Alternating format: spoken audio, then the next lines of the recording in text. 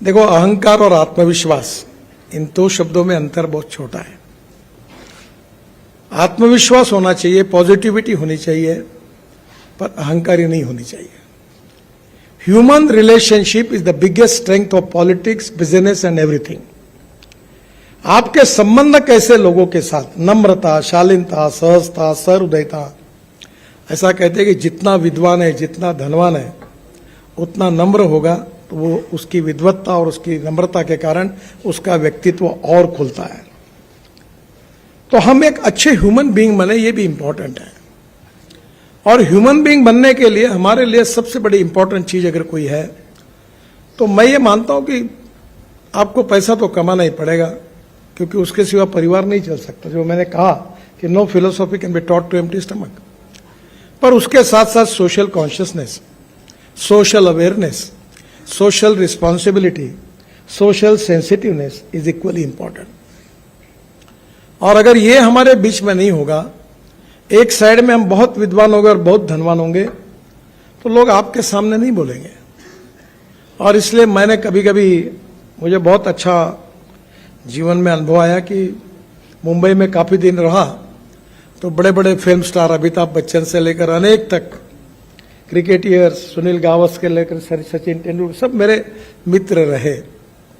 तो मैंने एक एक को देखा, और दिल्ली आकर मुझे बिल गेट्स से लेकर अनेक लोगों को मेरे घर पर उनको मिलने का मौका मिला। तो मुझे एक मित्र ने, मुझे, ये सब लोग बड़े ही लोग हैं, तो एक बार उसने मुझे पूछा कि तुम दिल्ली में रहते हो, रोज तुम्हारी नए नए लोगों से मुलाकात होती है, तुम्हारा क्या ऑब्जर्वेशन है? तो मैंने उनको, एक मेरे मुंह से निकल गया कि जिन लोगों को मैं बहुत बड़ा समझ रहा था, उसके नजदीक जाने के बाद, अनुभव लेने के बाद मुझे पता चला कि मैं उनको जितना बड़ा समझ रहा हूं उतने वो बड़े नहीं है। और जिन लोगों से मैं बहुत छोटा समझ रहा था दूर से, उनको, जो गरीब थे, अशिक्षित थे, अनएजुकेटेड थे, पर उनके नजदीक जाने के बाद उनके कुछ गुणों को देखने का मुझे जब मौका मिला, तब मुझे लगा कि मैं इनको बहुत छोटा समझ रहा था, ये बहुत बड़े हैं। देखिए, no one is perfect and no one can claim that he is perfect. उत्तम, अधिक उत्तम, सर्वोत्तम, अप टू इंफिनिटी।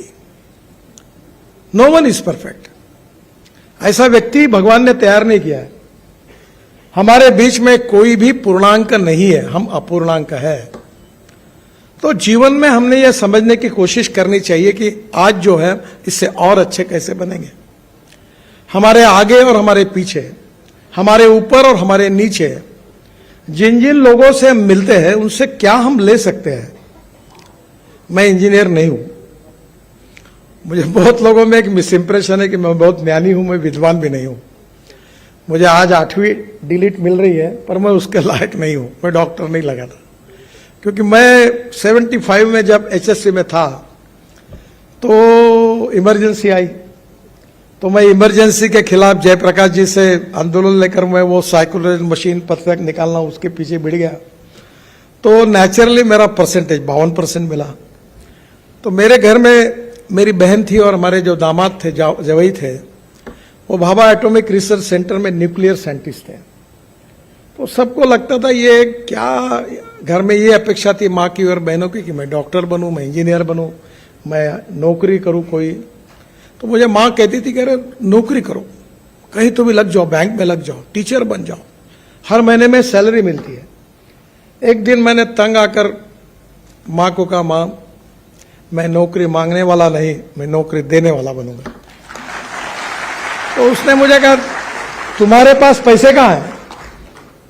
ये एक इंपॉर्टेंट चीज होती है कि लोग पूछते तुम्हारे पास क्या है। वो दीवार में था ना डायलॉग, शशि कपूर और अमिताभ बच्चन के बीच में था। तो शशि कपूर को अमिताभ बच्चन बोलता है कि मेरे पास बिल्डिंग है, गाड़ी है, कार है, ये है, वो है, तुम्हारे पास क्या है? तो शशि कपूर बड़े इससे इमोशनली कहता है, मेरे पास माँ है।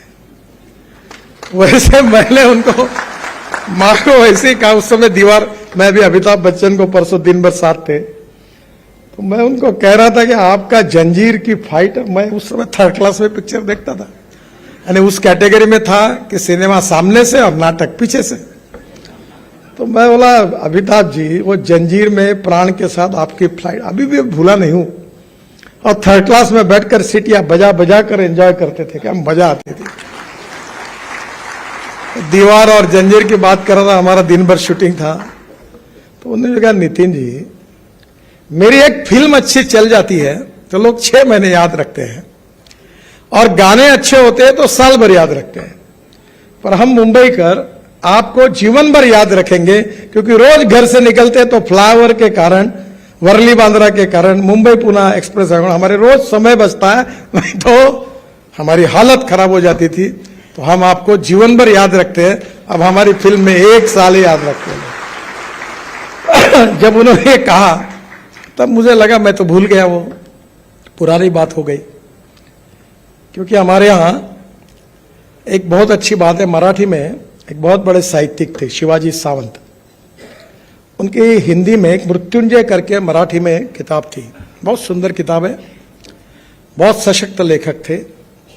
और उसमें उन्होंने एक वाक्य लिखा था, वो महाभारत के इतिहास पर थी, महारथी कर्ण पर था किताब, हिंदी एडिशन है उसकी, बहुत सुंदर किताब है। उसमें उन्होंने एक बात लिखी थी कि विस्मृति ये भगवान ने व्यक्ति को दी हुई सबसे बड़ी देन है। जब मैंने उसको वो पढ़ा तो मुझे वो बात इतनी जज गई कि मैंने ये तय किया कि आप कोई काम करना है तो उसको भूल जाओ। और मेरी माँ अक्सर कहती थी अगर किसी के लिए कुछ मदद करना है तो मदद जिस क्षण में करते हो उस समय भूल जाओ, बताओ मत किसी को। तो मैं तो भूल गया हूं, पर अपना जो कार्य होता है वो लोग याद रखते हैं।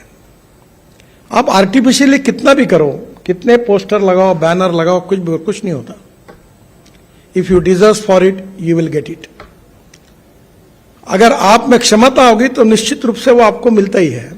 अच्छा, मैंने ने आप तो साइंटिफिकली आर्किमिडीज ने भी कहा है कि पानी में कोई भी चीज डुबाओ, जितना वजन होगा उतना ही पानी ऊपर आएगा।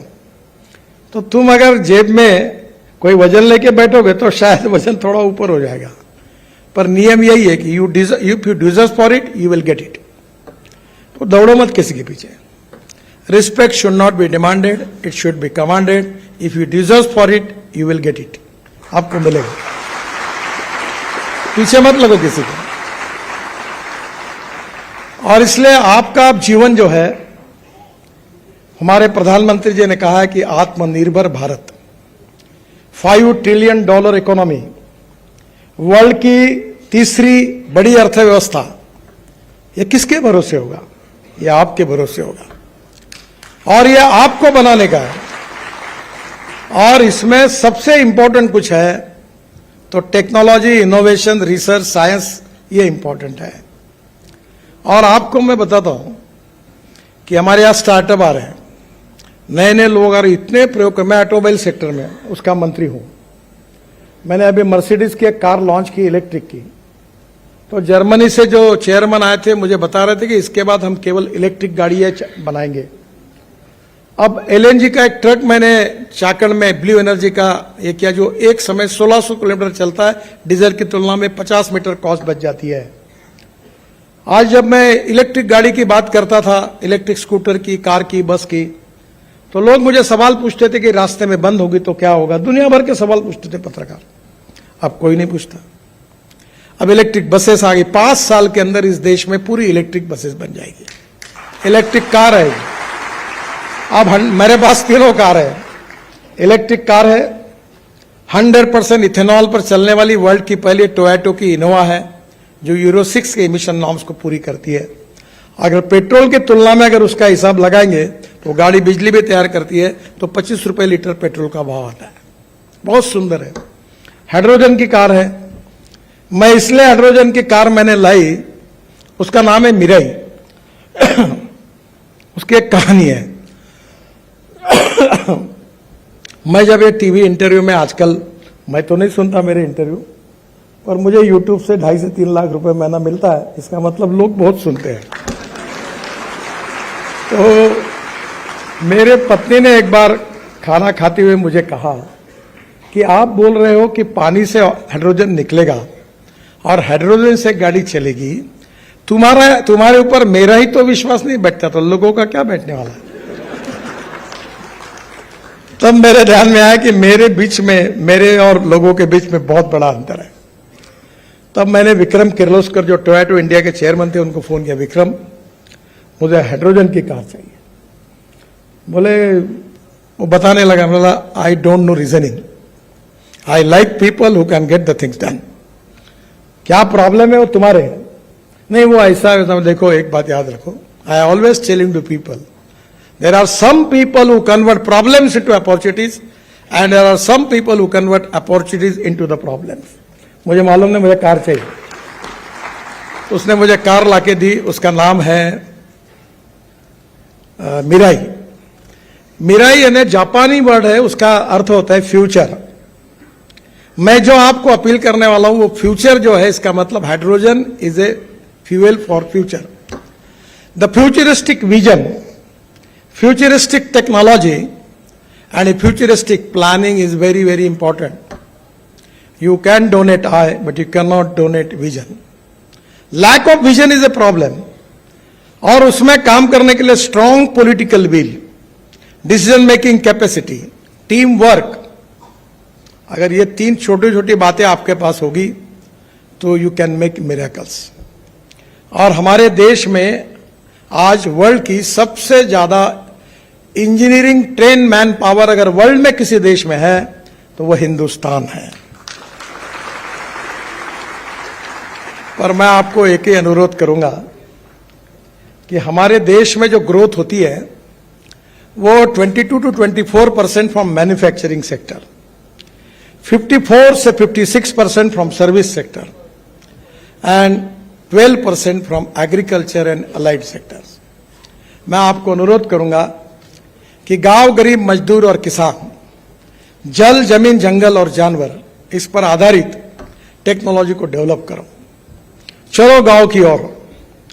अब स्मार्ट विलेज, स्मार्ट सिटी नहीं, स्मार्ट विलेज बन सकता है। मैं कृषि क्षेत्र में काम करता हूं, मेरे क्षेत्र में 10,000 किसानों ने आत्महत्या की है। मैं बिजनेसमैन नहीं हूं, न मैं इंडस्ट्रिस्ट हूं, पर मैं जो एग्रीकल्चर में काम करता हूं उसका टर्नओवर 2,500 करोड़ है। मैं 15,000 लोगों को रोजगार दे चुका हूं। यह संभव है कि आपकी टेक्नोलॉजी का उपयोग करके, अभी हम लोग बांबू से इथेनॉल बना रहे हैं।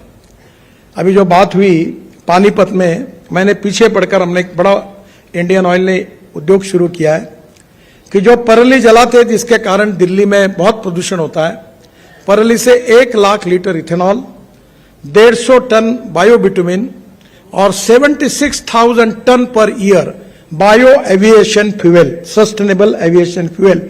ऐसी ही और खबरों से हमेशा अपडेट रहने के लिए चैनल को सब्सक्राइब कर लीजिए और वीडियो पसंद आया हो तो लाइक और शेयर करना ना भूलें।